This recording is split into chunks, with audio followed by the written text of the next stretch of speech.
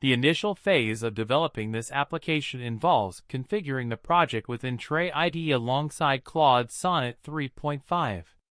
Trae IDE offers a comprehensive coding environment, while Claude Sonnet 3.5 enhances development with its advanced capabilities.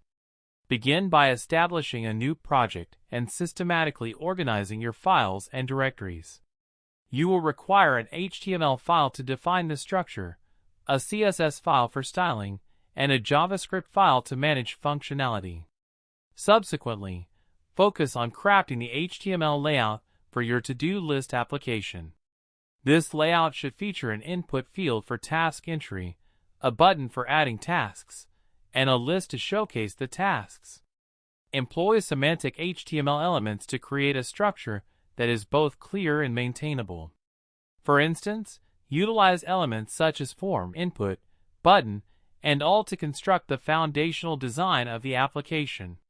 Once the HTML structure is established, proceed to style your application with CSS.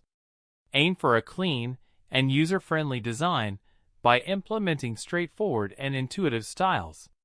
Consider using CSS Flexbox or Grid to arrange the components effectively and ensure the application is responsive. Incorporating hover effects and transitions can further enhance the user experience. Next, focus on implementing the application's functionality using JavaScript. Begin by selecting the HTML elements through document.querySelector or document.getElementById. Develop functions to manage the addition and removal of tasks. When a user inputs a task and clicks the Add button, the task should be appended to the list. Similarly, when a user clicks the Delete button adjacent to a task, that task should be eliminated from the list. To ensure that tasks remain available even after the user closes the browser, utilize local storage. This feature allows for data storage in the user's browser without an expiration date. When a task is added or removed, make sure to update the local storage accordingly. Retrieve the tasks from local storage upon loading the application and display them in the list, ensuring that the user's tasks are consistently saved and accessible. Effective DOM manipulation is essential for creating an interactive application.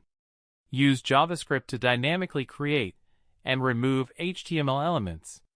For instance, when a task is added, generate a new element.b. Once the core functionality is in place, it's time to create a .gitignore file. This file tells Git which files and directories to ignore, preventing them from being pushed to the repository.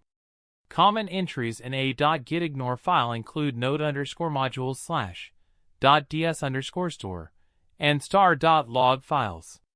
This helps keep your repository clean and free of unnecessary files. Next, write a README document for your project. The README should provide an overview of the app, including its purpose, features, and instructions for setup and usage. Include sections such as installation, usage, and contributing. A well-written README helps others understand